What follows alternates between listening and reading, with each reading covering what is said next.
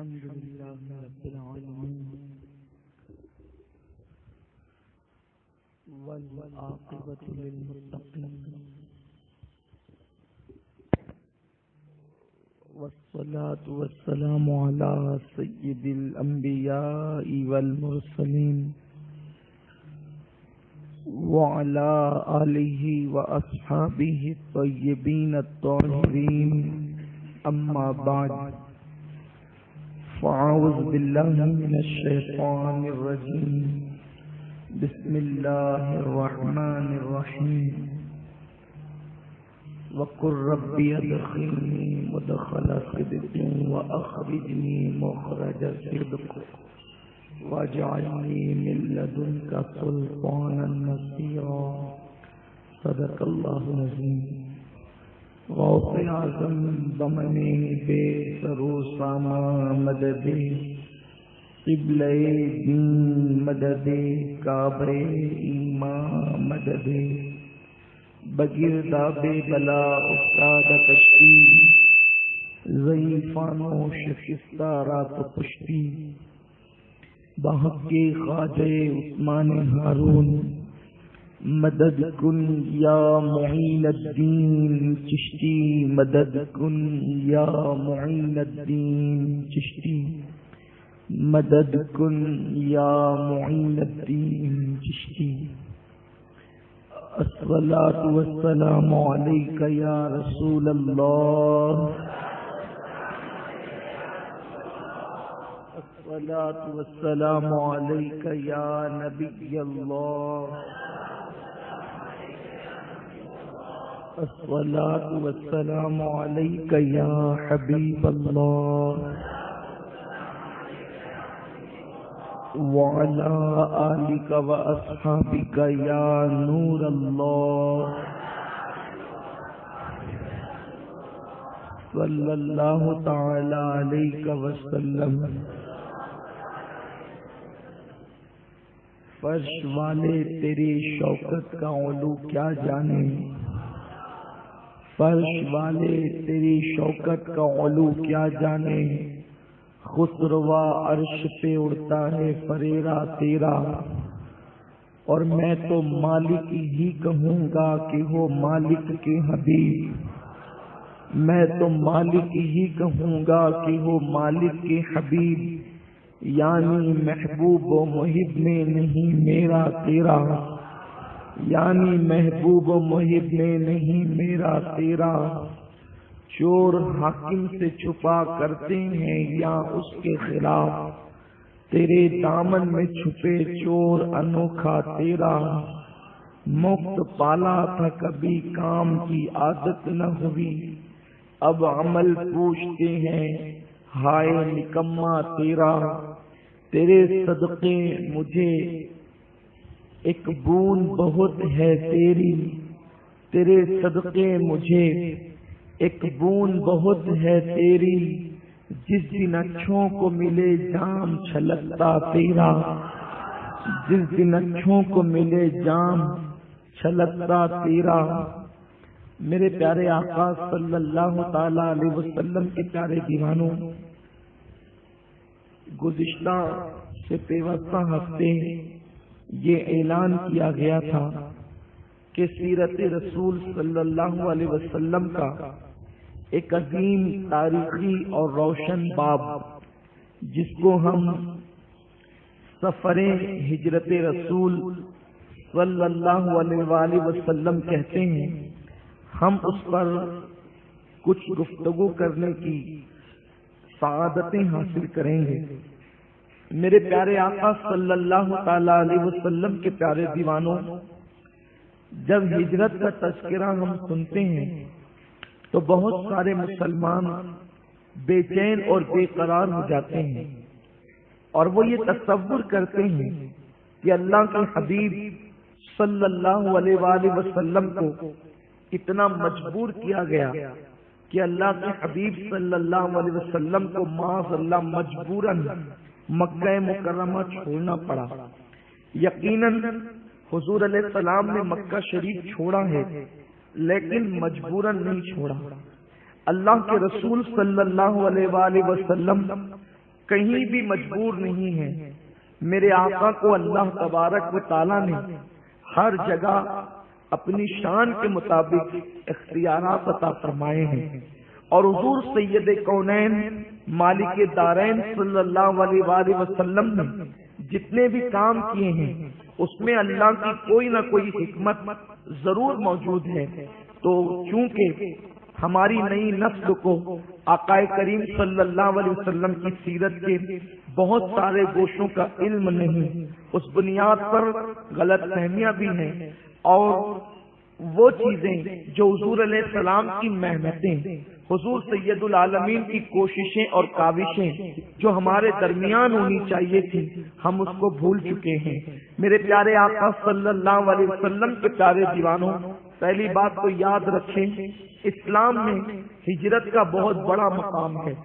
شاید ہی کوئی نبی ایسا ہے جس نے ہجرت نہ کی ہو، ہر نبی کو ہجرت کرنی ہوئی، اور یہ اللہ کی شان ہے۔ آپ دیکھیں حضرت ابراہیم علیہ السلام پیدا ہوئے کہاں ہے، اور آپ نے ہجرت کی، اور آپ جو ہے وہ ملک شام تشریف لے گئے۔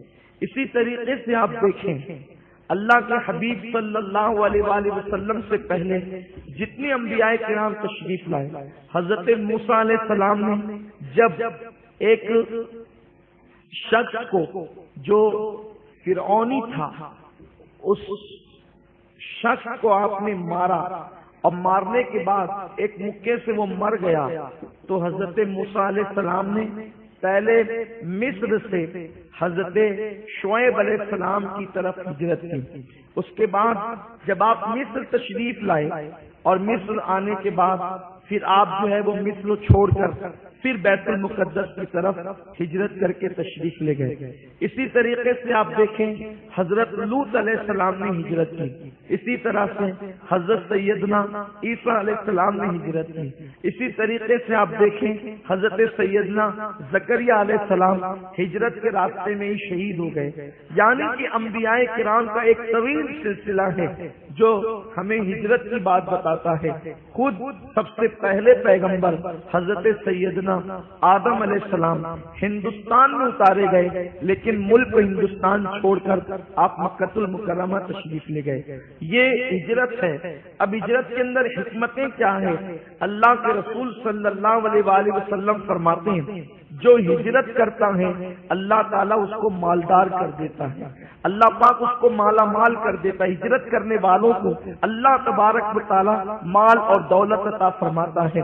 میرے پیارے آقا صلی اللہ علیہ وسلم کے پیارے دیوانوں، لیکن ہجرت کیا ہے اور ہجرت کب کی جاتی ہے، پہلے اس کو سمجھنے کی ضرورت ہے۔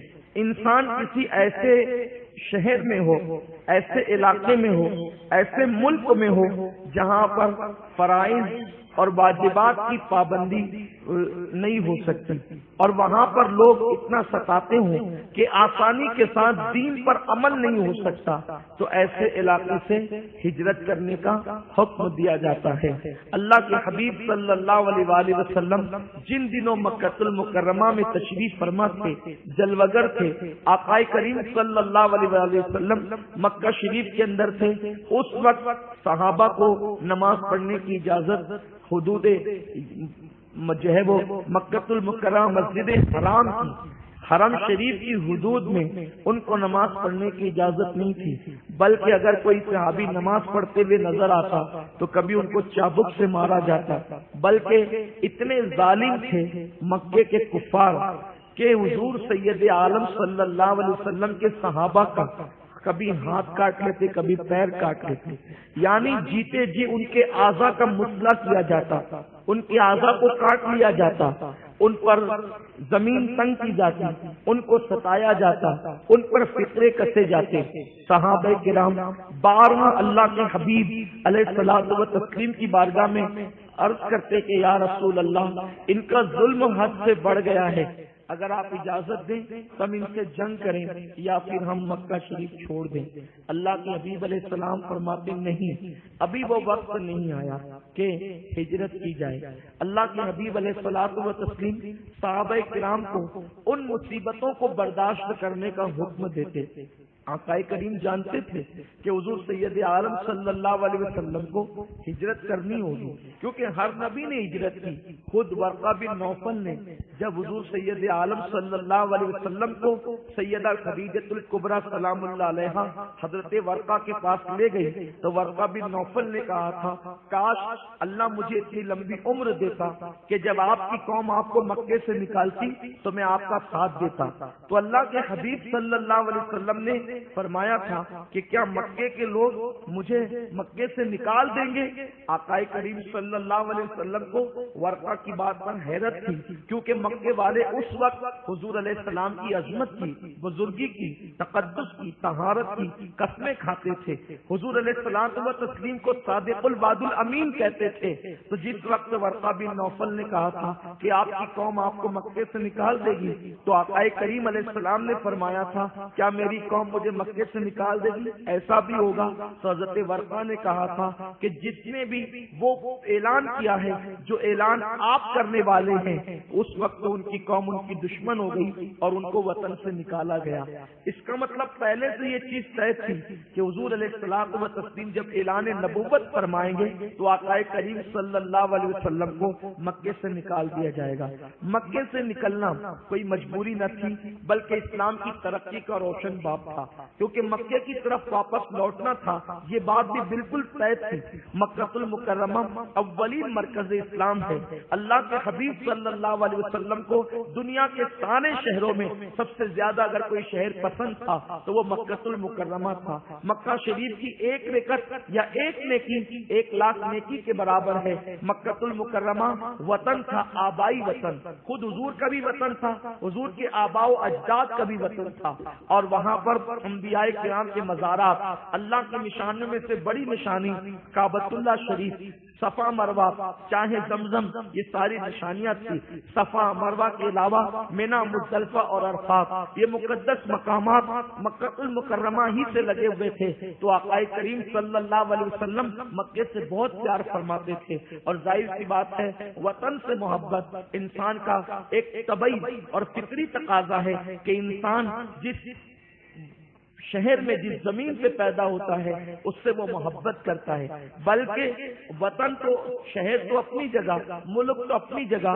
ایک چڑیا جو گھونسلہ بناتی ہے کسی شاخ پر تو اس چڑیا کو بھی اپنے گھونسلے سے محبت ہوتی ہے۔ تو جہاں انسان پیدا ہو تو وہاں سے وہ محبت کیوں نہیں کرے گا؟ حضور علیہ السلام کو بڑی محبت تھی۔ اس سے یہ بھی پتا چلا کہ اپنے وطن سے محبت کرنا یہ حضور سید الکونین صلی اللہ علیہ وسلم کی سنت ہے۔ مصطفیٰ کریم رؤوف الرحیم صلی اللہ علیہ وآلہ وسلم نہیں چاہتے تھے اپنا وطن مبارک چھوڑنا، لیکن حضور علیہ الصلوۃ والتسلیم یہ بھی جانتے تھے کہ وطن چھوڑنے کے بعد پھر میں وطن میں واپس آؤں گا اور فاتحانہ شان سے واپس آؤں گا، اور جب تک حضور علیہ السلام ہجرت نہیں کرتے اس وقت تک کہ ایک مملکت اسلامیہ، اسلامی مملکت، اسلامی سلطنت کا قیام وجود میں نہیں آتا، کیونکہ مکے شریف میں رہ کر، مکے کے اندر رہ کر کے ایک آزاد اسلامی حکومت قائم نہیں ہو سکتی تھی۔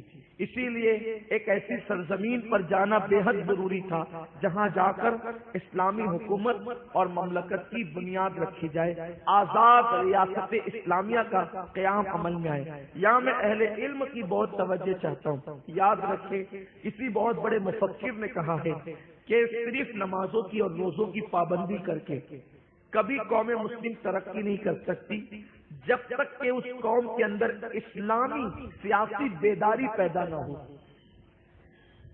جب تک ہم اسلامی سیاسی بیداری کے ساتھ آگے نہیں بڑھیں گے اس وقت تک صرف نماز اور روزوں کی بنیاد پر ہم ترقی نہیں کر سکتے۔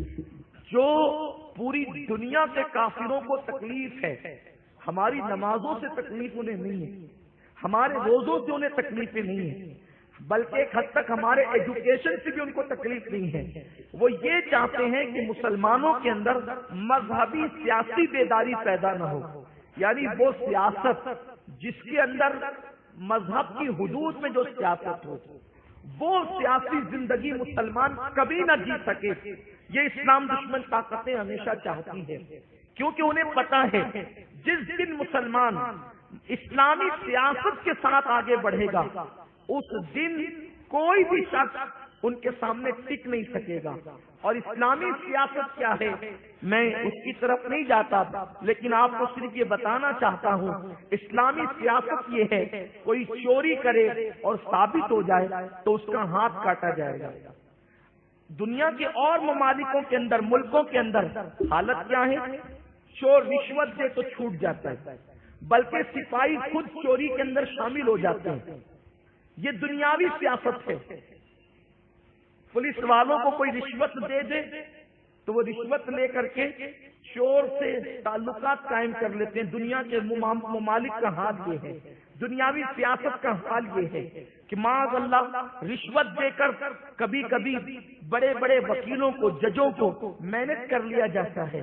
قاتل جو ہے وہ شان کے ساتھ گھومتا ہے اور مقتول کے وارثین جیل کی کوٹری میں ڈال دیے جاتے ہیں. اسلامی سیاست یہ ہے، اس کو بہت سمجھنے کی ضرورت ہے. کبھی کبھی یہ بھی آپ سمجھیں جیسے سیاست آتا ہے نا اپنے کان کھڑے ہو جاتے ہیں. ہم سیاست کو سننا ہی نہیں چاہتے اور مسجد کے محراب سے کبھی ہم سیاست کو سننا نہیں چاہتے. ہم یہ سمجھتے ہیں کہ سیاسی کام صرف لیڈران کریں گے اور سیاسی کام اور سیاسی بات ہمیشہ باہر ہوگی، مسجد میں نہیں ہوگی. یاد رکھیں اللہ کے حبیب نے جو ہجرت کی ہے وہ ہجرت اسلامی سیاست کے نفاذ کے لیے تھی. حضور سید العالمین کی جو ہجرت ہے وہ ایک آزاد مملکت، اسلامی ریاست، اسلامی حکومت کے قیام کے لیے تھی. اللہ کے حبیب علیہ الصلوۃ والتسلیم نے جب مدینہ منورہ میں قدم رکھا تو اسلامی حکومت قائم کی جو مکے میں نہیں ہو سکتی تھی. میرے پیارے آقا علیہ السلام کے پیارے دیوانوں، ہم موجودہ سیاست کو گندی مانتے ہیں. اسلامی سیاست اتنی حسین ہے، جس دن وہ دنیا کے سامنے پیش کرو گے دنیا کلمہ پڑھنے پہ مجبور ہو جائے گی. بات اصل یہی ہے کہ اس قوم کے اندر سیاسی شعور نہیں ہے. دنیاوی سیاست کا حال یہ ہے کہ چور مینج کر لیتا ہے سپاہیوں کو، زانی مینج کر لیتا ہے فیصلہ کرنے والوں کو، کورٹ جو ہے اس کے فیصلے لوگ اپنی اپنی مرضی کے مطابق کرواتے ہیں. اہل اقتدار اگر کوئی اقتدار کی کرسی پر بیٹھے تو وہ چاہے قوم کا کتنا بھی بڑا قاتل ہو اس کے خلاف کبھی فیصلہ دینے کی لوگ ہمت نہیں کرتے. اللہ اکبر. لیکن اسلامی سیاست یہ ہے اللہ اللہ اللہ اکبر. جس وقت ایک شخص نے مولائے کائنات پر مقدمہ درج کروایا، ہمارے یہاں اسلامی سیاست میں فیصلہ کرنے کے لیے قاضی ہوتا ہے جسے قاضی شرع کہتے ہیں. ایک نکاح پڑھانے والا قاضی ہوتا ہے اور ایک جسٹس ہوتا ہے، ایک جج ہوتا ہے، اس کو بھی اسلام میں قاضی کہتے ہیں. اور وہ قاضی جو ہوتا ہے وہ فیصلہ کرنے والا ہوتا ہے. حضرت مولائے کائنات کا دور خلافت ہے اور اس دور خلافت کے اندر مولا علی مشکل کشا پر ایک یہودی نے مقدمہ دائر کیا ہے. مقدمہ یہ ہے کہ معاذ اللہ یہ جو زرا ہے یہ زرا میری ہے، بلکہ مولا مشکل کشا نے اس پر مقدمہ دائر کیا ہے کہ اس یہودی کے پاس اس نے میری زرا لے لی ہے. جب یہ مقدمہ مولائے کائنات کے پاس آیا، مولائے کائنات کا مقدمہ قاضی کے پاس آیا، اس وقت کے قاضی کا نام جو ہے وہ قاضی شریح بتایا جاتا ہے. قاضی کے پاس مقدمہ آیا تو قاضی نے مولا علی کو بھی بلایا کہ ٹھیک ہے آپ نے مقدمہ دائر کیا تو آپ بھی آئے، اور اس یہودی کو ہی بلایا. جس وقت وہ دونوں آئے تو قاضی مولائے کائنات نے جب عدالت میں انٹری کی تو چونکہ مولا علی تھی، ایک تو رسول پاک کے چچازاد بھائی ہیں، دوسرے حضور کے داماد ہیں، تیسرے سید الاولیاء ہیں، چوتھے صحابی رسول ہیں، خلیفہ چہارم ہے، باب مدینۃ العلم ہے، پانچویں علم اتنا ہے کہ حضور علیہ الصلوۃ والتسلیم نے فرمایا کہ میں نے اللہ نے مجھے جتنا علم دیا میں نے تنہا 9 حصے علی کو عطا کیا، ایک حصہ پوری کائنات میں تقسیم کیا. وہ مولائے کائنات حضور فرماتے ہیں، مولائے کائنات خود کہتے ہیں کہ میں زمین کے رستوں سے زیادہ آسمان کے رستوں کو جاننے والا ہوں.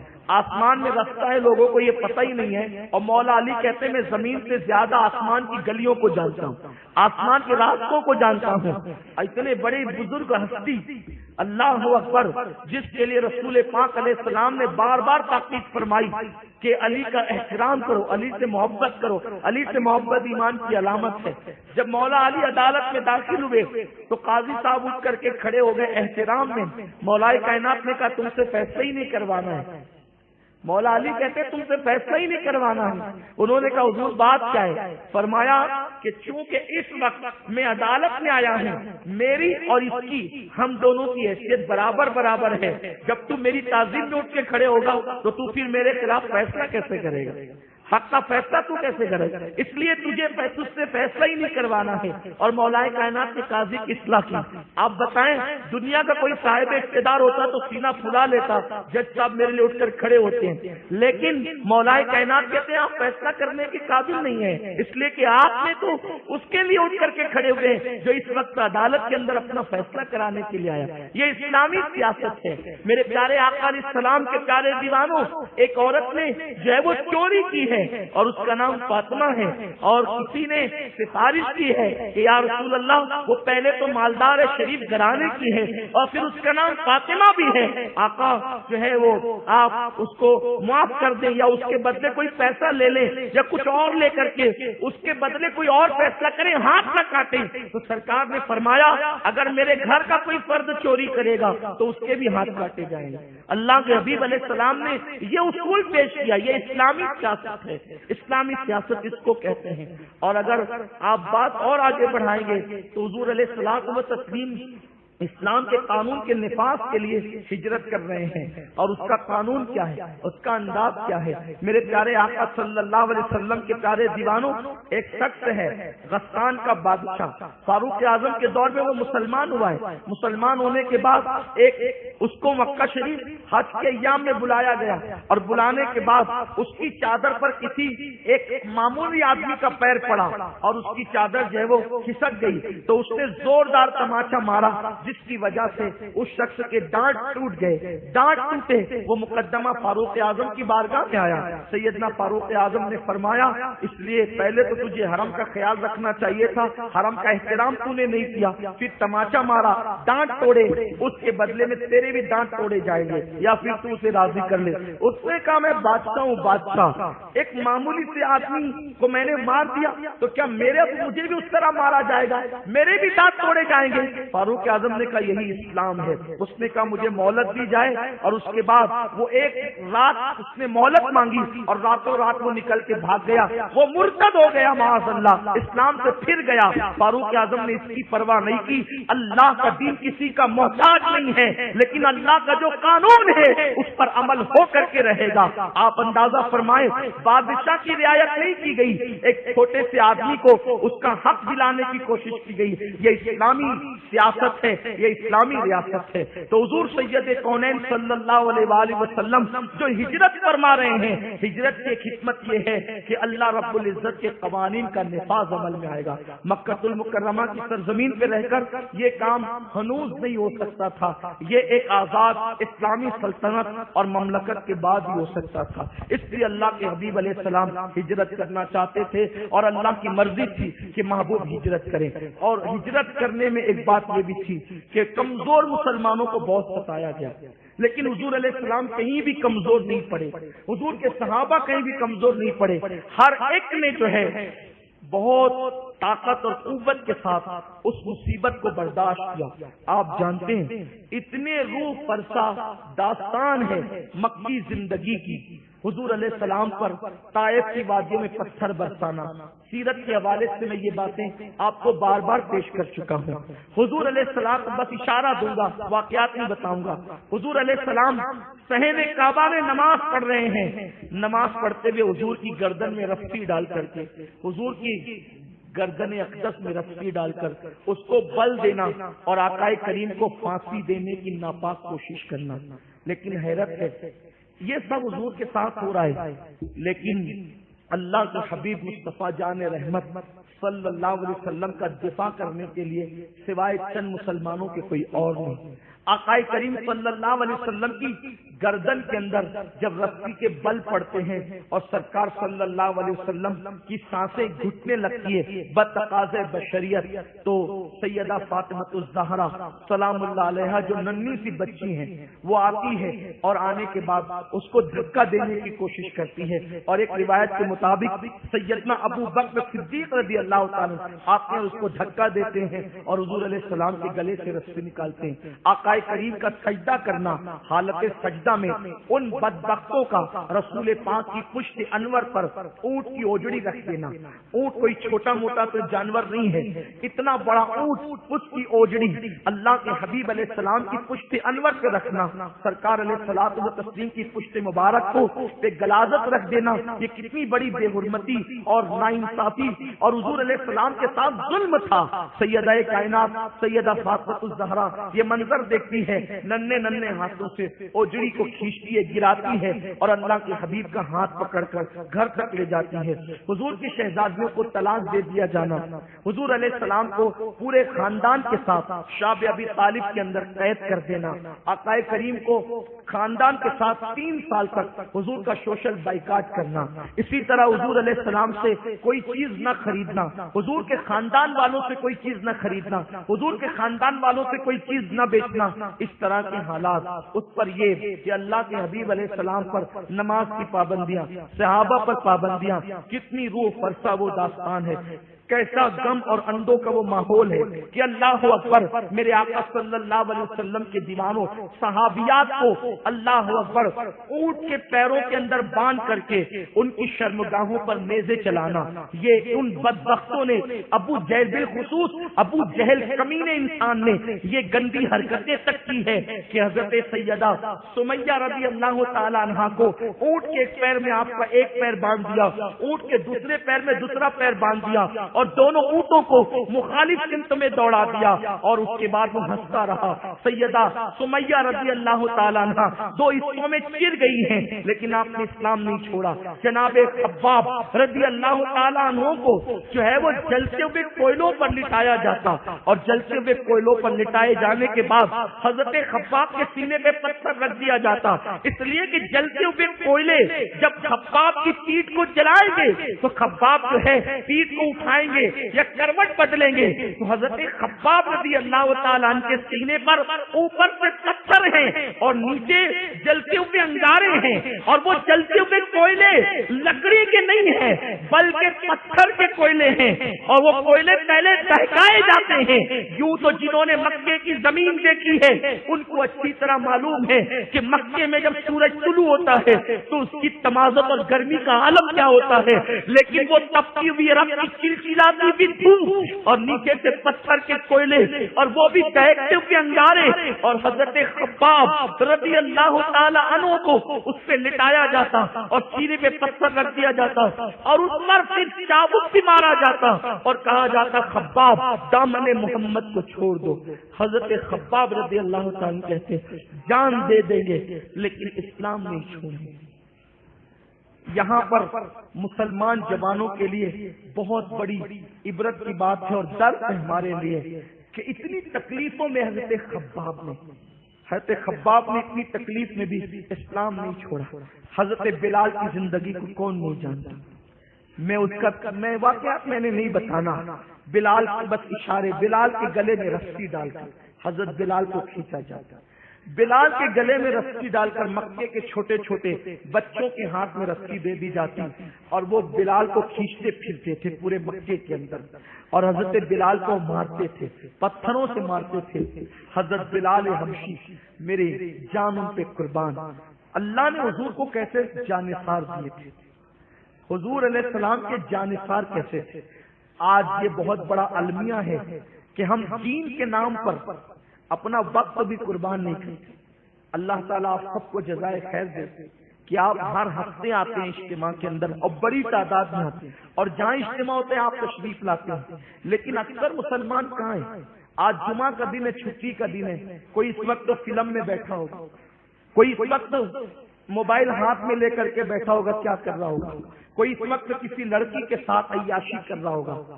کتنے لوگ ہیں، کتنا بڑا شہر ہے، لاکھوں کی آبادی ہے شہر کی، لیکن کتنے لوگوں کو توفیق ہے کہ چھٹی کا دن ملے تو اللہ کے دین کے لیے وقت نکالے؟ کتنے وہ لوگ ہیں جو 20 منٹ نماز کے لیے ٹائم نکالتے ہیں، اذان ہوتی ہے تو دوڑتے ہیں بے قراری کے ساتھ اور مسجد میں آتے ہیں؟ صحابہ کی کوئی قربانی تو دیکھیں۔ بلال حبشی کو پورا دن لڑکوں کے ہاتھ میں تھما دیا جاتا، وہ پتھر بھی مارتے اور کھینچتے پھرتے۔ حضرت بلال کی کیفیت یہ تھی، اس حبشی کو کہ مزار پہ اللہ رحمت و نور کی برسات فرمائے۔ کتنے مضبوط وہ لوگ، کفر ظلم کرتے کرتے تھک گیا، ایمان ظلم سہتے سہتے نہ تھکا۔ یہ داستان ہے مکہ المکرمہ کی۔ اسی پہ بس نہیں، کسی کا حال یہ ہے کہ کسی کے گھر میں گھس کر اس کے سامنے اس کی بیوی کو مارا جا رہا ہے، اس کے بچوں کو قتل کیا جا رہا ہے، اس کے بچوں پہ حملہ کیا جا رہا ہے، کھانا چھین لیا جا رہا ہے، کھانا چھین کر دوسروں کو کھلایا جا رہا ہے، ان کو بھوکا رکھا جا رہا ہے۔ حضور سید عالم صلی اللہ علیہ وسلم کو ان دنوں سرکار کو گھر سے نکال کے اللہ کے رسول پہ ایک وقت بھی آیا، سرکار خدیجۃ الکبریٰ کے گھر میں رہتے تھے، حضور کو اس گھر سے نکال کے حضرت ارقم رضی اللہ تعالیٰ کے گھر میں رکھ دیا گیا، گویا کہ حضور علیہ السلام کو چھپایا صحابہ نے۔ اللہ اکبر، یعنی مکہ میں حضور علیہ السلام کو اپنے گھر میں رہنا بھی مشکل کر دیا گیا، حضور اپنے گھر میں بھی نہیں رہ سکتے تھے اپنی فیملی کے ساتھ۔ میں کہتا ہوں ہم عشق رسول کے دعوے دار، کبھی ہم نے یہ داستان سننے کی کوشش کی؟ سوچو، اللہ کا نبی ہے، عرش جس کا منبر ہے، عرش جس کے زیر قدم ہے، اس رسول کو گھر میں رہنا بھی دشوار کر دیا گیا۔ تو صحابہ کرام نے مشورہ دیا، حضور حضرت ارقم کا مکان جبل ابو قبیس کی پہاڑیوں کے بیچ میں ہے، تو وہاں پر آپ رہ سکتے ہیں اور پتہ بھی نہیں چل سکتا۔ تو حضور علیہ السلام اپنے گھر سے نکل کر دار ارقم میں تشریف لے گئے، اور دار ارقم میں تھے جب صحابہ کرام حضور سے ملنے جاتے رات کو، حضور علیہ السلام سے ملاقات کے لیے جاتے رات کو، تو پیروں کے بل چل کر کے نہیں جاتے تھے۔ یہ مکہ کی وہ روح فرسا داستان ہے، وہ مضطرب کر دینے والی، بے چین کر دینے والی داستان ہے۔ میرے رسول کے صحابہ جب حضور سے ملنے جاتے تو پیروں پہ چل کر نہیں جاتے، اس لیے کہ مجھے چلتا دیکھ کر کوئی کافر دیکھ لے گا اور میرا پیچھا کرے گا تو وہ حضور کو ڈھونڈ لے گا، اور حضور کو ڈھونڈ لے گا تو حضور کو بہت ستائے گا۔ تو صحابہ کیا کرتے، ادھر ادھر دیکھتے، جب کوئی نہیں دکھتا تو گھٹنوں کے اور ہاتھ کے بل، جس کو ہم مالیگاؤں کی زبان میں جو ہے وہ گھٹنوں کے بل کہہ لیں یا بکیاں کہہ لیں، اس انداز سے وہ چلتے ہوئے جاتے تھے۔ لیکن جب وہ سب ملتے تھے تو وہ زور سے بات بھی نہیں کرتے۔ اللہ کے نبی علیہ السلام کے صحابہ کو آواز سے بات بھی کرنے کے لیے سوچنا پڑتا تھا، اپنے لیے نہیں بلکہ اپنے رسول کے لیے۔ کئی حضور علیہ السلام کو ہماری وجہ سے تکلیف ہو جائے تو وہ کانوں میں سرگوشیاں کرتے تھے، باتیں کرتے تھے، اور ایک دوسرے کو بہت سوچ کر کے باتیں کرتے تھے کہ کہیں یہ بات دوسرے تک نہ پہنچا دیں۔ حضور علیہ السلام نے شان سے مکے میں 13 سال گزارے، وہ رسول جس کا نام نامی ابراہیم کے لیے نار نمرود کو گلزار بنا دے، وہ رسول جس کا نام نوح کی کشتی کو کنارہ لگا دے۔ اللہ کے رسول اگر ہاتھ اٹھا دیتے تو مکے کا ماحول کیا یکسر تبدیل نہ ہو جاتا؟ بالکل ہو جاتا، مکے کا ماحول تو تبدیل ہو جاتا، لیکن دین کا کام کرنے والے مبلغین کو حوصلہ کب ملتا، علماء کو حوصلہ کب ملتا؟ حق کے لیے اگر گھر چھوڑنا پڑے تو حضور بتا رہے ہیں یہ محمد رسول اللہ کی سنت ہے۔ حق کا پیغام اعلان عام کرنے کے لیے اگر تمہیں ستایا جائے تو جب کوئی ستائے اور ہم حضور کی زندگی یاد کر لیں تو اپنی تکلیفیں تو بالکل ہیچ معلوم ہے، ہیچ نہیں بلکہ آرام معلوم ہوتی ہے۔ اپنی تکلیفوں کی حیثیت کیا ہے؟ اس وقت دین کا کام کرنے والوں کو لوگ سر پہ بٹھاتے ہیں، آنکھوں پہ بٹھاتے ہیں، عزت عطا کرتے ہیں، اچھے سے اچھا کھانا کھلاتے ہیں، اچھے سے اچھی سواریاں دیتے ہیں، اچھے سے اچھی جگہ رکھتے ہیں، اچھے سے اچھی جگہ قیام کرواتے ہیں۔ کن کے لیے؟ جو دین کا تھوڑا بہت کام کرتے ہیں، لوگ تعریفیں کرتے ہیں، عزت کرتے ہیں، اچھے اچھے القابات دیتے ہیں۔ اس وقت دین کا کام ہو رہا تھا جب اللہ کے حبیب دار ارقم میں تھے۔ بہرحال لیکن قربان جائیں، حضور دار ارقم میں رہ کر بھی اس شان سے دین کی تبلیغ کر رہے ہیں کہ ہر دن کوئی نہ کوئی اسلام میں داخل ہوتا چلا جائے۔ بلکہ حضور علیہ السلام کا اخلاق، اور ایک بات بتاؤں، کیا بات تھی حضور کے جملوں میں، حضور کے جملوں میں الفاظ میں ایسی تاثیر تھی، ایک مرتبہ جو میرے نبی کے پاس آ کے بیٹھ گیا پھر وہ اٹھ کر کے نہیں جا سکتا، پھر وہ حضور ہی کا ہو جاتا تھا۔ اخلاق، کردار، گفتگو، پھر خدا نے جو حسن و جمال میرے رسول کو دیا تھا، ان حالات کے در صحابہ کرام رضوان اللہ تعالی علیہ مجمعین نے حبشہ کی طرف بھی ہجرت کی، لیکن حبشہ کی طرف ہجرت کی اور اس ہجرت کے اندر مکے کے کفار واپس گئے حبشہ، اور حبشہ جانے کے بعد شاہ حبشہ کو بہکانے کی کوشش کی۔ یہ بھی تھوڑا سا ہجرت سے متعلق بات آپ سن لیں۔ جو ہجرت ہوئی تھی حبشہ کی طرف، پہلی ہجرت، اس کو ہجرت اولا کہتے ہیں، اس میں حضور علیہ السلام نہیں گئے تھے بلکہ صحابہ گئے تھے۔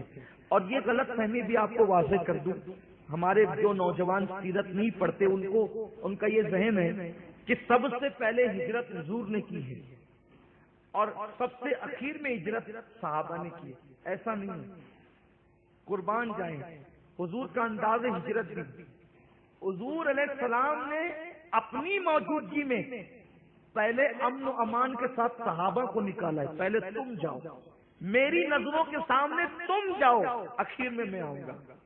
توجہ فرمائیں، مصیبت کی جگہ خود رہے ہیں اور پہلے صحابہ کو نکالا ہے، تم جاؤ ہجرت کرو۔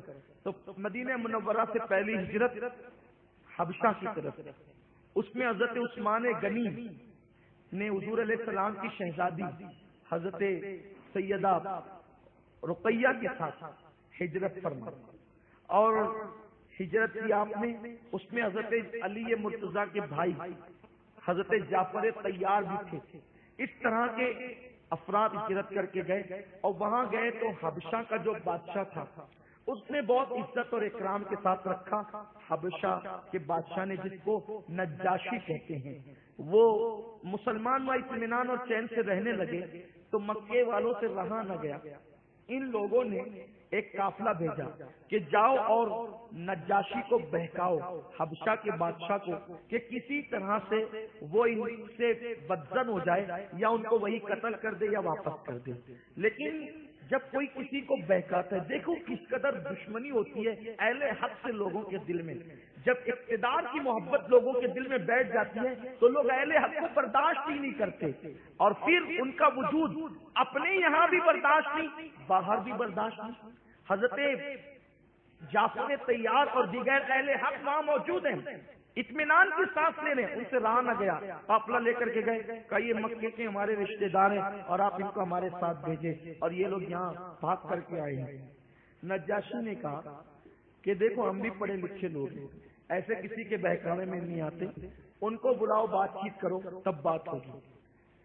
تو پھر اس نے کیا کہا، چونکہ اس پورے گروہ کا جو سردار تھا وہ ابو سفیان تھا، ابو سفیان نے کہا دیکھنا جب وہ آئیں گے نا تو کس غرور کے ساتھ آئیں گے، آپ کو سجدہ بھی نہیں کریں گے جیسے آپ کے لوگ سجدہ کرتے ہیں۔ حضرت جعفر طیار کو بلایا گیا، آپ آئے، بہت بڑے مفکر، اسلامی مفکر نے لکھا ہے یہ مکے کے کفار کا آنا، اعتراض کرنا، اور اسلام کا عالمی انٹرنیشنل سطح پر جو سب سے پہلا تعارف کسی نے پیش کیا ہے تو وہ حضرت جعفر طیار مولا علی کے بھائی نے پیش کیا۔ اب جب دربار میں آئے تو سجدہ نہیں کیا جعفر طیار نے۔ مسلمان چاپلوس نہیں ہوتا، مسلمان مومن چاپلوس نہیں ہوتا، وہ کہیں بھی جاتا ہے اپنے مذہب کے قانون کو سامنے رکھتا ہے، ایسا نہیں ہے کہ وہ کافروں کے پاس جائے تو ہاتھ جوڑ کے کھڑا ہو جائے، یہ اسلام نہیں۔ با مسلمان اللہ اللہ، با برہمن رام رام نہیں، بلکہ لوگوں کا حال یہ ہے محفل بدلتی ہے تو بولی بدلتی ہے، محفل بدلتی ہے تو بولی بدلتی ہے۔ کافروں کی محفل میں بولیں گے تو ایسا بول جائیں گے کہ اسلام اور کفر کا خیال ہی نہیں کرتے، لیکن یاد رکھیں اس سے اسلام کا جو ہے وہ نور چھین لیا جاتا ہے، اس کا خیال کیا جائے۔ حضرت جعفر طیار سے جب نجاشی نے پوچھا ابو سفیان کے کہنے پر کہ آپ نے سجدہ کیوں نہیں کیا؟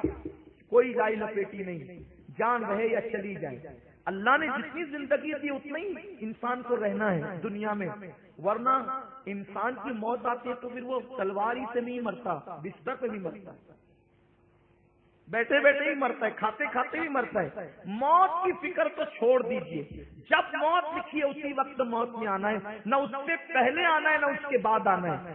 عزت کی فکر بھی چھوڑ دیجئے، وَلِلَّهِ الْعِزَّةُ وَلِرَسُولِهِ وَلِلْمُؤْمِنِينَ وَلَكِنَّ الْمُنَافِقِينَ لَا يَعْلَمُونَ۔ عزت تو اللہ کے لیے ہے، عزت رسول اللہ کے لیے ہے، اور عزت رسول کے سچے غلام مومنوں کے لیے ہے، منافقین مگر نہیں جانتے۔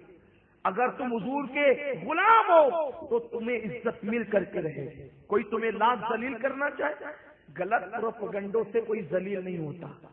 جس کو اللہ عزت دے، چند دن کسی کے خلاف کوئی پروپیگنڈا ہو سکتا ہے، لیکن حقیقی عزت اللہ کی دی ہے۔ ایک دن دو دن کی بدنامی کوئی حیثیت نہیں رکھتی، عزت تو وہ ہے زمین کے اوپر ہو تو عزت، زمین کے اندر ہو تو عزت، یہ عزت ہوتی ہے۔ جعفر طیار نے صاف کہا ہم اللہ کے سوا کسی کو سجدہ نہیں کرتے، ہمارا مذہب اس کی اجازت نہیں دیتا کہ ہم اللہ کے سوا کسی کے سامنے سجدہ کریں، یہی ہمارے نبی کا فرمان۔ نجاشی چونکہ عیسائی تھا، اس کے پاس انجیل کا علم تھا، اس نے کہا کہ جس شخص نے نبوت کا اعلان کیا ہے کیا اس کے خاندان میں کوئی بادشاہ گزرا ہے؟ حضرت جعفر طیار آگے تھے اور ابو سفیان پیچھے کھڑے تھے، ٹھیک ہے۔ اب سوال کیا جاتا حضرت جعفر طیار سے اور پوچھا جاتا ابو سفیان سے، اور ابو سفیان کے پیچھے سب لوگ تھے، گویا کہ وہ ایک کچہری تھی، آگے حضرت جعفر طیار، پیچھے ابو سفیان، ان کے پیچھے ساری پبلک، مکے والے بھی، مکے والے مسلمان بھی، مکے والے کافر بھی، اور حبشہ کے رہنے والے لوگ بھی، پڑھے لکھے عوام خواص سب۔ تو جب بھی حضرت جعفر طیار جواب دیتے تو نجاشی ابو سفیان کو دیکھتا، تو ابو سفیان یہ سوچ کر کہ لوگ مجھے جھوٹا نہ کہے، تانا نہ دے، تو وہ جو سچ ہوتا وہی اس کو اقرار کرنا پڑتا۔ تو پوچھا کہ بتاؤ اس کے خاندان میں کوئی پہلے بادشاہ بھی گزرا ہے؟ حضرت جعفر طیار نے کہا نہیں، اس کے خاندان میں پہلے کوئی بادشاہ نہیں گزرا جس نبی نے، ہمارے آقا نے نبوت کا اعلان کیا ہے۔ کہا اچھا یہ بتاؤ اس کا نسب کیسا ہے؟ تو کہا وہ پورے مکے میں سب سے اعلیٰ نسب ہے، اس کے نسب سے بڑھ کر کسی کا نسب نہیں ہے۔ پھر پوچھا جب وہ جنگ کرتا ہے، یعنی اگر وہ کہیں پر جو ہے وہ لڑے تو کیا وہ ہمیشہ فتح مند ہوتا ہے یا ہمیشہ شکست کھاتا ہے؟ تو کہا کہ اگر کہیں مقابلہ کسی کے ساتھ ہو تو کبھی اس کے مخالفین جیت جاتے ہیں اور کبھی وہ جیت جاتے ہیں، یعنی ہار جیت کا معاملہ لگا رہتا ہے۔ اس کے بعد کہا وہ کس چیز کی بات کرتا ہے؟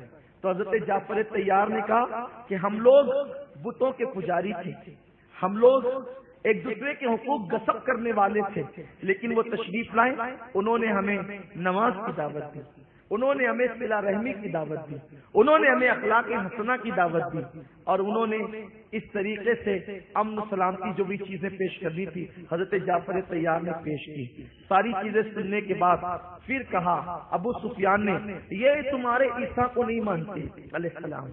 تو حضرت جعفر طیار سے نجاشی نے پوچھا حضرت عیسیٰ کے بارے میں آپ کا کیا نظریہ ہے؟ تو دو ٹوک، یہ نہیں کہ سامنے عیسائی ہے تو کچھ بھی کہہ دے، نہیں، فرمایا جس طریقے سے اللہ نے بغیر ماں باپ کے آدم کو پیدا کیا اسی طرح سے بغیر باپ کے اللہ نے کنواری بتول مریم سے حضرت عیسیٰ علیہ السلام کو پیدا کیا، اور عیسیٰ اللہ کا بیٹا نہیں ہے اس لیے کہ اللہ اولاد سے پاک ہے۔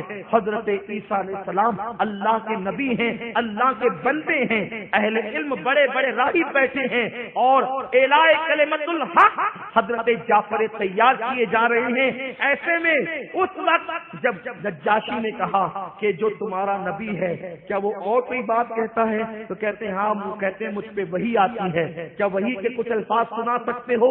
قربان جائیں حضرت جعفر کی فراست، ان کی ذہانت پر عنوان کا انتخاب موقع کی مناسبت سے کرنا یہ ہر خطیب کو جعفر طیار نے سکھایا۔ حضرت جعفر طیار سے کہا وحی کے کچھ الفاظ پڑھ کر کے سناؤ. تو حضرت جعفر طیار نے سورہ مریم کی تلاوت شروع کی ہے, اور جب سورہ مریم کی تلاوت شروع ہوئی ہے تو اس وقت نجاشی کی آنکھوں میں آنسو آ گئے ہیں. وہ تخت پر بیٹھا ہوا تھا, وہ نیچے اترتے اترتے اتنا نیچے اترا روتے روتے کہ اس نے گھٹنے زمین پہ ٹیک دیے, اور جب اس نے سورہ مریم کی تلاوت سنی اس نے کہا خدا کی عزت کی قسم یہ وہی کلام ہے, کسی انسان کا نہیں بلکہ معبود برحق کا کلام ہے, اور جو عیسیٰ لے کر کے آئے تھے وہی پیغام محمد رسول اللہ لے کر آئے ہیں. اور پھر نجاشی نے کلمہ پڑھا ہے اور وہ مسلمان ہوئے. ان کا ایمان بھی جو ہے وہ ثابت کیا گیا ہے, اور ان کو جو ہے انہوں نے پھر حضور کو تحفے بھیجے. اور ابو سفیان سے ابو سفیان کسی صورت میں ان کو تیرے حوالے نہیں کر سکتا, کیونکہ میں دیکھ رہا ہوں کہ یہ لوگ اہل حق ہیں, ان کے نظریات سچے ہیں. بعد میں پھر ایسا ہوا, ایک افواہ پھیلا دی گئی کہ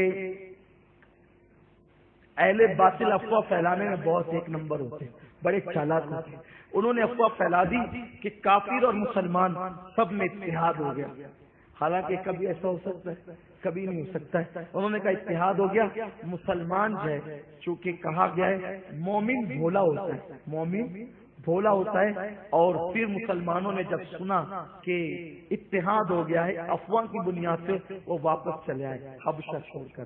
اور یہاں پر نجاشی کے متعلق بتا دوں کہ حضور علیہ الصلوۃ والتسلیم کو جب اطلاع دی گئی کہ حضور شاہ حبشہ نجاشی کا انتقال ہو جائے, حضرت نجاشی دنیا سے کوچ کر گئے ہیں, تو آقا کریم صلی اللہ علیہ وسلم نے ان کی نماز جنازہ بھی پڑھائی. اب اس پر گفتگو کی جاتی ہے, لیکن میں اس کی بحث میں نہیں جاتا کہ ان کا جنازہ تو حبشہ میں تھا, حضور نے مدینہ منورہ سے کیسے جنازہ پڑھایا. یاد رکھیں ہمارے احناف فقہا کہتے ہیں کہ حضور علیہ السلام کے لیے زمین سمیٹ لی گئی, اور نجاشی کا جنازہ جو حبشہ میں رکھا ہوا تھا وہ مدینہ منورہ میں حضور کے سامنے کر دیا گیا, اور اللہ کے رسول علیہ السلام نے ان کی نماز جنازہ پڑھائی. کتنا خوش نصیب ہے وہ بادشاہ جس نے مسلمانوں کا ساتھ دیا, تعاون کیا. آقا نے خود بنفس نفیس ان کی نماز جنازہ میں شرکت فرمائی, ان کے لیے مغفرت کی دعا کی, اور آقا کریم صلی اللہ علیہ وسلم نے ان کے لیے بڑی خیر کی بشارتیں دی, جس کو نجاشی کہتے ہیں, حبشہ کا بادشاہ. پھر حبشہ کی ہجرت کے بعد جب لوگ واپس آ گئے, پھر وہی مظالم, وہی طوفان بدتمیزی. اللہ عز و جل نے اپنے محبوب صلی اللہ علیہ وسلم سے فرمایا حبیب اپنے صحابہ سے کہہ دے کہ وہ ہجرت کریں. ہجرت اتنی آسان چیز نہیں تھی, اور اتنی آسان نہیں ہوتی ہجرت.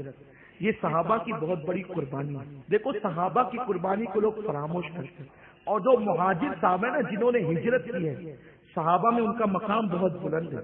ہر صحابی قابل تعظیم ہے, لیکن مہاجرین کا مرتبہ بہت بلند ہے, کیونکہ انہوں نے وطن چھوڑا ہے. اور وطن کیسا, بھرا پورا گھر چھوڑا ہے, کیونکہ وہ دور ٹرینوں کا دور نہیں تھا, پلینوں کا دور نہیں تھا. پہلی بات تو اونٹوں پہ جانا ہے, گھوڑوں پہ جانا ہے, کھچروں پہ جانا ہے, کتنا سامان لے جائے گا انسان. تو وہ گھر چھوڑ دیا, مال چھوڑ دیا, سب چھوڑ کر کے نکلے اللہ کی راہ میں. ہجرت کیا ان لوگوں نے, کتنی بڑی قربانی دی, مال سے, جان سے, وطن سے سب چھوڑا, اور سب نے ہجرتیں کی. اب ایک ایک صحابی کی ہجرت کیا عرض کروں, لیکن بس ایک ہجرت بیان کرتا ہوں اور اس کے بعد اصل عنوان کا آغاز کرتا ہوں.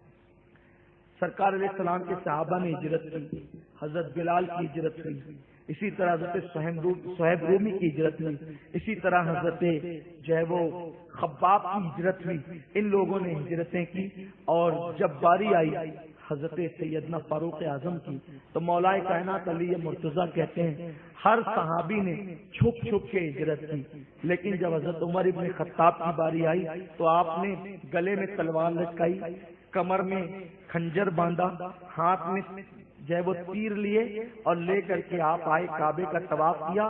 اور وہ سب جو ہے نا وہ کعبے کے جو خدام تھے, نام نہاد خدام, خادم الحرم, وہ سب بیٹھے بیٹھے تکیے لگا کر کے. سیدنا فاروق اعظم نے فرمایا اگر کسی کی بیوی کو بیوہ کرنا ہو اور بچوں کو یتیم کرنا ہو تو خطاب کا بیٹا ہجرت کر کے جا رہا ہے, جس کو لڑنا ہو آ کر کے مجھ سے لڑ لیں. حضرت عمر کے لب و لہجے میں اتنی سختی اور اتنی شدت تھی کہ کسی نے ہمت نہیں کی کہ وہ فاروق اعظم کا مقابلہ کر سکے، اور اس شان سے فاروق اعظم نے ہجرت کی۔ ایک ہی وہ اللہ کا بندہ ہے جس نے اس شان سے ہجرت کی، حضور کے صدقے میں، وہ فاروق اعظم ہے۔ اور باقی چونکہ اکثر صحابہ کمزور تھے تو انہوں نے چھپ چھپ کر ہجرت کی۔ ایک ہجرت کا واقعہ اور بھی بہت قابل ذکر ہے کہ حضرت ابو سلمہ ام سلمہ کے حضرت ابو سلمہ ام سلمہ کے شوہر اور ابو سلمہ کے باپ، تو حضرت سلمہ کے باپ ابو سلمہ اور ام سلمہ کے شوہر، تو ابو سلمہ جو ہے اپنی بیوی ام سلمہ کو لے کر اور اپنے بیٹے سلمہ کو لے کر اونٹنی لے کر کے جا رہے تھے، اونٹنی کی نکیل پکڑ کے، اور اپنی بیوی ام سلمہ کو بٹھا کر کے، تو جیسے ہی آپ مکے کے باہر نکلنے لگے تو اس وقت حضرت ابو سلمہ کے خاندان کے لوگ، بلکہ ام سلمہ کے خاندان کے لوگ جو ہے وہ آتے ہیں اور آ کر کے کہتے ہیں کہاں کا ارادہ ہے؟ تو آپ فرماتے ہیں کہ ہم ہجرت کر رہے ہیں یثرب کی طرف۔ مدینہ منورہ میں جب تک حضور علیہ السلام نہیں پہنچے تھے اس کا پرانا نام تھا یثرب یا یثرب، اور اس کا مطلب ہوتا ہے بلاؤں کا اور بیماریوں کا گھر، لیکن چونکہ اب حضور وہاں پہنچ چکے ہیں تو اب اس کو یثرب نہیں کہہ سکتے، یثرب کہنا ناجائز ہے، اس کہنے کی اجازت نہیں، لیکن ابھی ہم یثرب اس لیے کہہ رہے ہیں کہ ابھی حضور علیہ السلام وہاں نہیں پہنچے، یعنی ابھی تو حضور جلوگر ہیں، لیکن جو سفر ہجرت بیان ہو رہا ہے اس کے اعتبار سے تو انہوں نے کہا یثرب کی طرف ہمارا ارادہ ہے۔ تو انہوں نے کہا، ان لوگوں نے کہا اچھا تم اپنی مرضی سے ہمارا وطن چھوڑ کر اور مکہ چھوڑ کر جا رہے ہو اور تم ہماری بیٹی کو لے کر کے جاؤ گے؟ یہ لڑکی ہمارے خاندان کی لڑکی ہے، ماں باپ رہ گئے کنارے، یہی آ گئے اور کہنے لگے ہمارے خاندان کی لڑکی ہے، ہم اس کو نہیں جانے دیں گے، اور اتار لیا، نیچے اتار لیا۔ جب ابو سلمہ کے خاندان والوں کو پتا چلا کہ انہوں نے جو ہے نیچے اتار کر کے ابو سلمہ کی بے عزتی کی ہے، حالانکہ وہ بھی مسلمان نہیں تھے ان میں سے اکثر، انہوں نے کہا جب آپ اپنی بیٹی کو اتار لو گے تو پھر ہم بھی اپنے بچے کو، بچہ چونکہ ہمارا ہے تمہاری بیٹی کے پاس رہنے نہیں دیں گے۔ انہوں نے بچے کو چھین لیا۔ اس چھینا جپٹی کے اندر جو ہے وہ سلمہ جو تھے ان کا ہاتھ ڈھل گیا۔ اب دیکھیے بڑے محبتی بن کر کے آئے ہیں، حضرت ابو سلمہ کی کوئی ان کے نزدیک اہمیت نہیں، ام سلمہ کی کوئی اہمیت نہیں، سلمہ کی کوئی اہمیت نہیں، حال کیا ہے ہمارا قبیلہ۔ حضرت ابو سلمہ مدینہ شریف چلے گئے، ام سلمہ کا بچہ چھین لیا گیا، خاندان والوں نے لے جا کر کے قید کر دیا کہ تو نہیں جا سکتی، تو ہمارے خاندان کی بیٹی ہے۔ ام سلمہ کہتی ہے رات دن رونا تھا، 1 سال تک میں صرف رات دن روتی رہی جنگلوں میں بیٹھ کر کے، خاندان کے کسی فرد نے مجھے روتے دیکھا۔ حضرت ابو سلمہ نے یہ پرواہ نہیں کی کہ میرا بچہ میری بیوی چھین لیے گئے، آپ مدینہ منورہ چلے گئے، پیدر مادر برادر جان مال ان پر فدا کر۔ کیسے لوگ تھے! اب ام سلمہ کہتی ہے میرا خاندان بکھر گیا تھا، نہ شوہر اپنے پاس ہے نہ بیٹا اپنے پاس ہے، اور رونا ہی رونا ہے۔ خاندان کے ایک شخص نے دیکھا اور دیکھ کر کے اس کو ترس آ گیا، اس کا دل پسیج گیا، تو اس نے کہا ملامت کی تم نے اس کا خاندان بکھیر دیا، اور کیا خاندان کی بیٹی کرتے ہو، تم نے تو اسے قید کر دیا، رونے پہ مجبور کر دیا۔ ان کو تھوڑی سی عقل آئی، انہوں نے کہا ٹھیک ہے ہم تجھے اجازت دیتے ہیں، جا چلی جا تیرے شوہر کے پاس۔ جب ادھر سے اجازت ملی تو ان کو بھی غیرت آئی، انہوں نے کہا کہ جب انہوں نے چھوڑ دیا ہے ہمارے خاندان کے آدمی کے پاس جانے کے لیے تو ہم بچہ بھی تو تمہیں دیتے ہیں۔ حضرت ام سلمہ کہتی ہے میں اکیلی اپنے ننھے سے بچے کو لے کر مدینہ منورہ کی طرف چل پڑی۔ ایک عورت اکیلی کیسا دشوار ترین راستہ طے کرنے کے لیے نکلی ہے، لیکن اللہ کی مدد آئی۔ راستے میں عثمان ابن طلحہ مل گئے، حالانکہ انہوں نے ابھی تک اسلام قبول نہیں کیا تھا، لیکن انہوں نے عورت سمجھ کر ان پہ رحم کیا اور ان کو مدینہ منورہ تک پہنچا دیا۔ کہا کہ یہاں قبا کی بستی ہے، اسی بستی میں تمہارا شوہر مقیم ہے، اس لیے تم یہیں پر رہو۔ اب پورا مکہ مکرمہ خالی ہو گیا، بلکہ اکثریت مکہ شریف کی نکل گئی۔ اب مکہ شریف کے اندر جو 3 ہستیاں بچی ہیں، ایک حضرت ابو بکر صدیق ہیں، ایک مولائے کائنات ہے اور ایک رسول اللہ کی ذات، یہ سیرت میں ملتا ہے، اور باقی کچھ صحابہ اور بھی بچے تھے لیکن وہ مشہور نہیں ہیں۔ مشہور لوگ اتنے تھے، اکثر سب کے سب مدینہ منورہ ہجرت کر گئے اور وہاں پر اطمینان کی سانس لینے لگے۔ لیکن آپ کو پتہ ہے جب صحابہ ہجرت کر کے گئے ہیں پیروں میں چھالے ہیں، رہنے کے لیے مکان نہیں. مدینے والوں کا اس لیے بہت احترام ہے کہ مدینے والوں نے ہجرت کرنے والوں کو اپنے گھر دیے، اپنے مکان دیے، اپنے کپڑے دیے، خود بھوکے رہے، مہاجرین کو کھلایا. یہ محبت کا برتاؤ پیش کیا.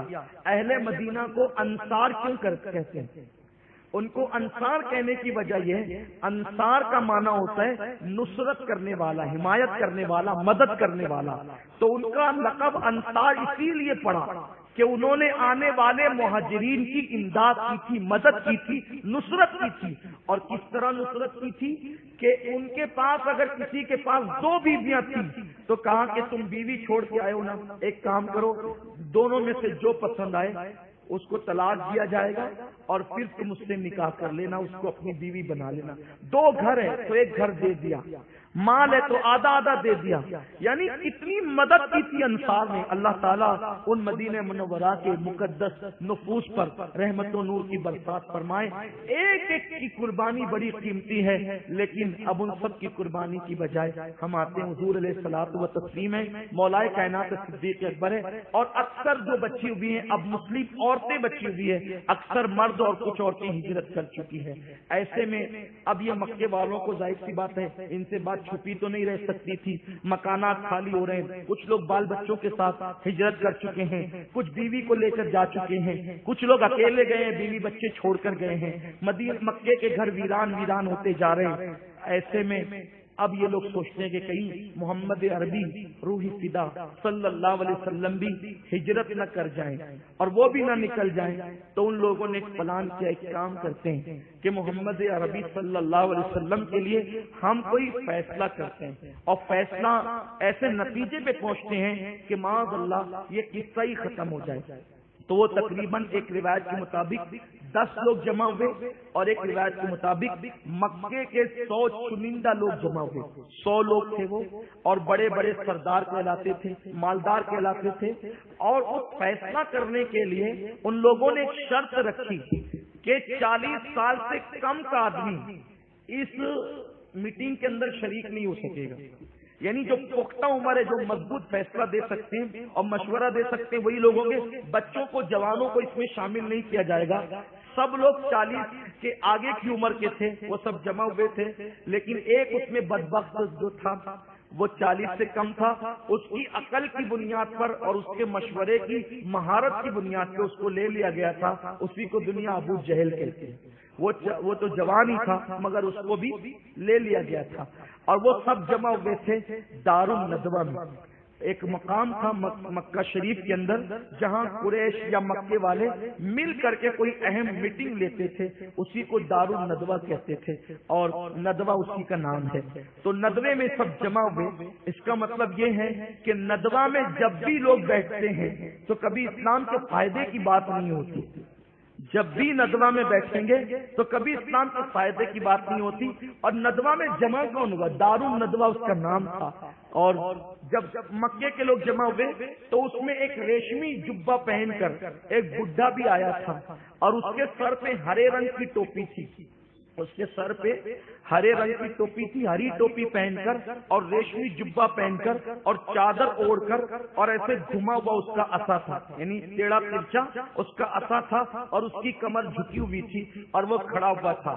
جب وہ لوگ آئے ندوے میں داخل ہونے کے لیے دار الندوہ کے اندر تو کہا کہ اے شیخ آپ کون ہیں؟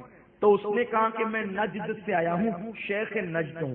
اس کا مطلب شیطان کا بھی یہ عقیدہ تھا کہ اگر میں یمن کا اور شام کا اپنے آپ کو کہوں گا تو یمنی اور شامی ہونے کی بنیاد پہ مجھے ندوہ میں انٹری نہیں ملے گی. ندوے میں انٹری اپنے آپ کو نجدی کہنے کی بنیاد پر ہی ملے گی. یہ بات میں تعصب کی بنیاد پہ نہیں کہہ رہا ہوں. سیرت کی کتاب کا ابن ہشام کو اٹھا لیں، شیخ عبداللہ محدث دہلوی کو اٹھا لیں، صاحب مواہب الدنیا کو اٹھا لیں، شواہد النبوہ کو اٹھا لیں. آپ سیرت کی جس کتاب کو اٹھائیں اس میں ندوہ اور نجد یہ دونوں کا چولی دامن کا ساتھ بتایا گیا ہے. اور منصوبہ کیا ہے، ایجنڈا کیا ہے، ایجنڈا بھی دیکھیں، منصوبہ بھی دیکھیں. ندوے میں بیٹھا جا رہا ہے نبی کے خلاف. اور آپ کہاں سے رہے شیخ صاحب؟ نجد سے۔ اس کا مطلب نجد والوں کے اندر کبھی نبی کی خیر خواہی نہیں رہی ہے الا ماشاءاللہ، مگر اللہ جی سے چل جائے۔ تو اس نے کہا کہ ہم نجد سے آئے ہیں، اور جو منصوبہ لے کر آپ بیٹھنے والے ہو، ہم بھی اس میں کوئی مفید مشورہ آپ کو دے سکیں گے، ہمیں بھی لے لو۔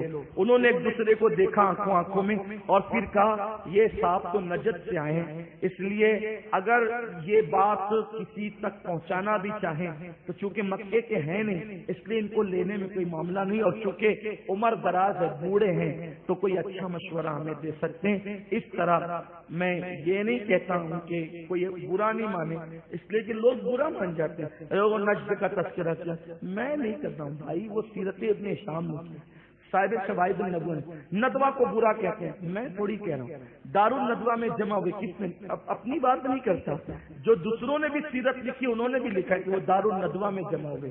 یہ اور بات ہے کہ اب اس کا مطلب جو ندوہ میں بیٹھے تھے، اب میں ان کو ندوی تو نہیں کہوں گا نا، وہ تو ندوی تو نہیں کہوں گا وہ، لیکن وہ خود ندوی تھے کیونکہ وہ بیٹھے تھے ندوہ میں۔ جو ندوہ میں بیٹھے وہی تو ندوی ہوگا نا، جو مالیگاؤں میں بیٹھے مالیگاؤں میں بھی ہوگا نا وہ۔ اسی طرح جو شام میں رہے وہ شامی ہوگا نا، جو یمن میں رہے یمنی ہوگا۔ اب نبی کے خلاف بیٹھے ندوہ میں تو ندوی ہوں گے۔ اب بتائیں کہ ندویوں سے ہم کیا خیر کی امید رکھیں؟ آج سے 1500 سال پہلے تو آپ نے کیا کیا اسلام کے حوالے سے؟ یعنی جب بھی آپ اپنی آفس میں بیٹھتے ہیں اہل ندوہ تو نبی کے خلاف ہی باتیں کرتے ہیں۔ یہ سیرت کی کتاب کہہ رہی ہے، اب کے لوگوں کا حال نہیں پتا، لیکن کچھ خیر کی امید رہی ہے ندوہ والوں سے۔ ندوہ والے ہمیشہ شر ہی پر رہے ہیں، اور آتے کہاں سے؟ شیوخ نجد سے۔ اور یاد رکھیں یہ جتنے حرم میں بھی آ جا کر رہے ہیں نا، یہ سب نجدی ہیں، مکی نہیں ہے۔ مکے والوں کو تو مار پیٹ کے بھگا دیا گیا ہے دیہاتوں کے اندر، وہ بکریاں چرا رہے ہیں۔ مدینے والوں کو تو مار پیٹ کے بھگا دیا گیا دیہاتوں کے اندر، بکریاں چرا رہے ہیں، اور جو رہتے ہیں وہ چھپ چھپا کر گھروں کے اندر رسول پاک کے ذکر کی محفلیں کرتے ہیں۔ مکی نہیں بگڑے، یاد رکھیں، مکی نہیں بگڑے، مدنی نہیں بگڑے، بگڑے وہی تھے جو نجدی تھی۔ اور آج بھی حرمین شریفین پہ نجدیوں کا قبضہ۔ بہرحال بات دور نہ نکلے، بات آئی تو میں نے عرض کر دی۔ بہرحال ہوشیار رہیے گا دارالندوہ سے، دارالندوہ سے ہوشیار رہیے گا، اور نجد سے بھی ہوشیار رہیے گا، یہ کبھی خیر کی بات نہیں کر سکتے۔ تو بیٹھ گئے، بیٹھنے کے بعد گفتگو شروع ہوئی، میٹنگ کا آغاز ہوا۔ تو کسی نے کہا ایک کام کریں، ان کے معاذ اللہ ہاتھ پیر باندھ دے مضبوط، اور ہاتھ پیر باندھ کر کے الیاذ باللہ ایک کوٹری میں ان کو قید کر دیں، اور ایک روشن دان کھلا رکھیں، اسی سے کھانا پینا دیں، اور معاذ اللہ ان کے مرنے کا انتظار کریں۔ پھر وہ مر جائیں گے تو قصہ ہی ختم ہو جائے گا۔ تو فوراً شیخ نجدی بڈھا چلا اٹھا، کیونکہ وہ شیطان تھا، یہ بھی یاد رکھیں، شیطان نجدی کا شیخ بن کر، نجد کا شیخ بن کے آیا تھا۔ وہ چلا اٹھا، نہیں ایسا مت کرنا، ان کے ماننے والوں کو ان کے جسم کی خوشبو آتی ہے، کافروں کو نبی کی خوشبو نہیں آتی تھی، کس کو آتی تھی؟ مومنوں کو آتی تھی۔ اور اگر آج بھی ایمان سلامت ہے، مدینہ منورہ میں آج بھی حضور کی خوشبو آتی ہے۔ خدا کی عزت کی قسم، آج بھی مدینہ منورہ مہک رہا ہے حضور کی خوشبو سے۔ یقین جانے اللہ کی عزت کی قسم، وہ خوشبو انسان محسوس کرے، حیران، کسی عطر میں وہ خوشبو نہیں آتی جو مدینہ منورہ کی ہواؤں اور فضاؤں میں آتی ہے۔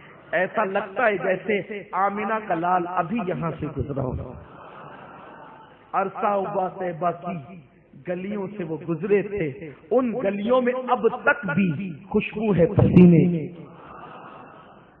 نجدی بڈھا چلایا، نہیں ان کے ماننے والوں کو ان کے جسم سے ان کی مخصوص خوشبو آتی ہے، وہ آ جائیں گے اور ایسے لڑیں گے کہ چھڑا لے جائیں گے، یہ غلطی مت کرنا۔ پھر کسی دوسرے نے کہا ایک کام کرتے ہیں کہ ان کو ایک اونٹ پہ بٹھا کر کے یہاں سے ہٹا دیتے ہیں، وہ چلے جائیں، اپنا قصہ ہی ختم ہو جائے، ان سے کہیں یہاں سے چلے جاؤ آپ، تو وہ جائیں گے، اور جانے کے بعد وہ اپنا کام کچھ بھی کہیں کریں، ہمارے پاس سے تو معاملہ ختم ہو جائے گا۔ پھر نجدی بڈھا چلانے لگا، نہیں یہ بھی نہیں ہوتا، بہت غلط بات ہے یہ، کیونکہ ان کی شیریں کلامی، ان کی شیریں کلامی، ان کا دل جیتنے کا انداز، ان کا من موہنا دل ربا انداز، جب وہ کہیں جائیں گے نا، کہیں جائیں گے وہ لوگوں کو اپنا بنا لیں گے، اور جب لوگوں کو اپنا بنا لیں گے تو بہت بڑا لشکر جرار لے کر آئیں گے اور تمہیں سے جنگ کریں گے، تم کو یہاں سے نکال دیں گے۔ یہ نہیں کرنا۔ پھر ابو جہل اٹھا، اس نے کہا ایک کام کرتے ہیں، ہر قبیلے کا ایک ایک جوان لیتے ہیں اور لے کر کے ایک ساتھ ان پہ دھاوا بول دیتے، ان کو قتل کر دیتے۔ اتنے سارے لوگوں سے قریش لڑ نہیں سکیں گے، دیت لینے پہ مجبور ہو جائیں گے، ہم سب مل کر آسانی سے دیت دے دیں گے۔ شیخ نجدی نے کہا شاباش، یہ صحیح بولتا ہے، اس کا جو ہے وہ صحیح مشورہ ہے اور اسی پہ عمل کیا جائے۔ اور پھر وہ لوگ اس منصوبے کے تحت اٹھ گئے کہ اب ہم نے ہر قبیلے کا ایک جوان لے کر محمد عربی کا گھر گھیر لینا ہے اور ان کو قتل کر دینا ہے۔ اس کے آگے کیا ہوتا ہے انشاءاللہ پھر ہم آئندہ ہفتے اس کو کنٹینیو کریں گے، اور آپ سے گزارش ہے کہ آپ دوست احباب کے ساتھ آپ تشریف لائیں گے اور یہ سلسلہ انشاءاللہ جاری رہے گا۔ اور حضور کا حسین و جمیل سفر معراج تو آپ نے سنا ہے، سفر ہجرت بھی آپ سن رہے ہیں، اور انشاءاللہ ابھی تو ہم نے یہ تمہید کی، سفر ہجرت کا آغاز نہیں ہوا۔ حضور کی شان سے سفر معراج جو کرنے والا رسول ہے، جس نے ہواؤں کا فضاؤں کا سفر کیا، جبریل کے ساتھ، صدیق کے ساتھ زمین کا سفر کیسے ہوا، انشاءاللہ ہم وہ بھی سنیں گے۔ ایمان تازہ ہوگا، حضور کا قرب نصیب ہوگا، اس کی برکتیں نصیب ہوگی۔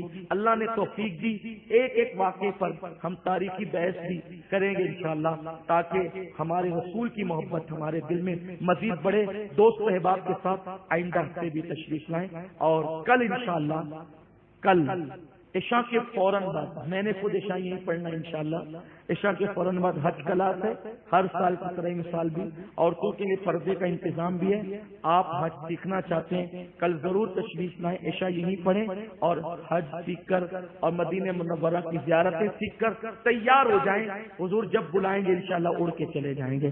دوران گفتگو کوئی غلطی ہو تو اللہ تعالیٰ معاف فرمائیں۔ استغفر اللہ ربی من کل ذنب واتوب الیہ وما علینا الا البلاغ۔ السلام علیکم۔